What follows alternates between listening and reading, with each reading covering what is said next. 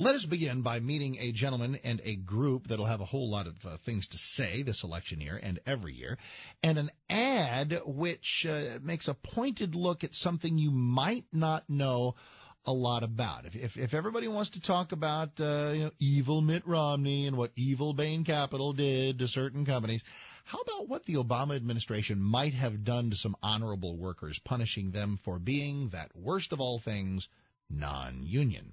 The group is called Let Freedom Ring, and its president is Colin Hanson. Welcome, sir. How are you? Terrific, Mark. How are you? I am great. Tell me about Let Freedom Ring. How long have you guys been around? We've been around since 2004, so 8.5 years. We have a three-pronged mission statement. We support constitutional government, economic freedom, and traditional values. Gives us a wide sweep.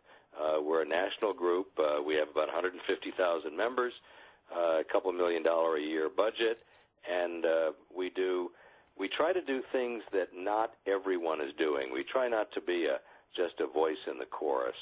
So we try to do things that we think are strategic, unique, and measurable. And one of them that is unique is the one that you just put your finger on, which is this whole Delphi issue and the GM bailout. Now, Delphi is an auto parts company that's been around for about 13 years. They are separate from GM. But before we play the ad, let's tell the story. What happened to some workers at Delphi? Sure. And, of course, the Delphi started out as part of GM and then was spun off separately. And what happened, and this is the single economic success that this president seems to be proudest of and crowing the loudest about. And yet there's a dark and dirty story behind the scenes, and that's what we're exposing. Here's what happened. If you were a Delphi employee and you had a pension, that pension was underfunded. So the question when they went through the GM bankruptcy is what to do about the pensions. What they did was utterly unconscionable. They took taxpayers' money and topped up the pensions. In other words, filled in the underfunding gap of the workers who were UAW workers, not just all union workers, specifically UAW workers, a union that has been strongly supportive of the president. I think you could say it's a union that's truly an Obama buddy union. Mm-hmm. And the people in that union got their pension funds topped up. The folks in a few other smaller unions and all the salaried employees got their pensions terminated. So they were shafted where they were at whatever the underfunded status was. Right. So as soon as the government about 40%. Okay, so government takes over a car company. The White House runs GM, saves GM, as they will so often tell us. And if you run a company, you get to make some decisions about how it spends its money. And of course, a ton of pensions are underfunded. That's epidemic. Right. But when it's not just a board of directors' job, when it's politicians' job to determine how, which pensions are honored and which pensions are not, I mean, this is what you get. I mean, I wonder if anybody's really surprised by this. This is what you get when government makes these decisions. And should we suggest that it would have been more equitable, would have been more humane, would have been more fair, to use that oft misused word, to spread the pension money around so that union and non-union people could feel a similar amount of love? Absolutely. I mean, if the president loves to talk about fairness. His idea of fairness is not yours and mine. Our idea of fairness is treat everybody the same. His idea of fairness is use the power of government to redistribute income. Well, all right, let's play the ad. This is something you can see, I believe, the website. These are real people. This is the point before you play it. Sure. These are real people whom we videoed, and you can see it online at LetFreedomRingUSA.com with video, but it makes a great audio as well. These are real retirees who got shafted by this president who says that this is an economic success of his administration. And the first frame, as you bring it up, it shows a shuttered plant, a fenced-off entrance that says, Shuttered Delphi Plant, Primary Parts Supplier to General Motors, and it begins.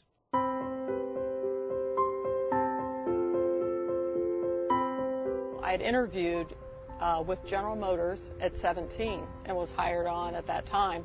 So I'd literally spent my whole life with General Motors in Delphi. Pension protection is something that we have to put at the top of our priority list. Right now, bankruptcy laws are more focused on protecting banks than protecting pensions. And I don't think that's fair. That was President Obama in Oregon during the 2008 campaign. It's not the America I believe in. He said that the protection of pensions in the bankruptcy process was a high priority for him. That certainly was not the case with the Delphi salaried employees. October of 2009, our pensions were terminated and they were not protected. I lost over 30% of my pension. The Obama administration decided to terminate my pension, and I took a 40% reduction in my pension. Both my husband and I worked for Delphi, and we both lost well over 40% of our retirement. It's made life pretty rough. I really struggled to pay for the basics. If you work hard and play by the rules, then you've earned your pension. I would ask President Obama why I had no rights and he had all the rights to take my pension away, and never, ever look back and say, not only did I take it from Mary Miller, but I took it from 20,000 other people and their families. To learn more, visit whymrpresidentwhy.com. Wow, very good. Good job there, Colin. Whymrpresidentwhy.com. Yikes. Mary's question has an answer. This is what you get. When government runs private sector, this is what you get. Politicians trying to grease the wheels of those in power and punish those with whom they disagree. Why was Delphi, was Delphi totally non-union? No, it was a mix. That's the point. Yeah. These workers worked alongside. They had a team spirit. They had a positive corporate culture. And then the Obama administration comes in and basically treats the unions one way, specifically their favorite union in the auto industry, UAW, one way, and everyone else the other way. What's the word, Mark, for somebody who says one thing and does another? Does it start with an H? I don't know. It does start with an H, but I think it also now starts with an O. It's hypocrite in general, and this is the personification of hypocrisy, what he's done. You played those clips that talk about how pension protection is a very high ideal. We have to treat everybody the same, and then they come right in and favor their buddies with handouts paid for by the taxpayers and screw the non-union workers. All right, how much do you think this resonates? Everybody's trying to get into the message. There are so many slices in the pie, and they're at Let Freedom Ring. The website is letfreedomringusa.com. Colin Hansen is their president. You guys are elbowing in there with a lot of other message makers, and this is a very moving thing. Everybody should go take a look at this video at letfreedomringusa.com. Of all the things, there are a long list of things that can be said against the argument for reelecting this president. This kind of the punishment of political opponents and the greasing of political allies. I mean, both sides probably have done it over the years, but this rises to a certain special level. But particularly in the context of a president who's always talking about fairness. The American public needs to wake up to the fact that this president uses words differently than we do.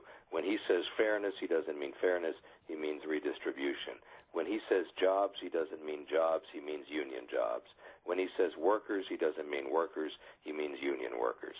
This is crony corruption at its highest level, and I think people are beginning to catch on. You asked the question about resonance. This is absolutely resonating, Mark. It is being passed along by bloggers, by any number of, all of the social media and so on.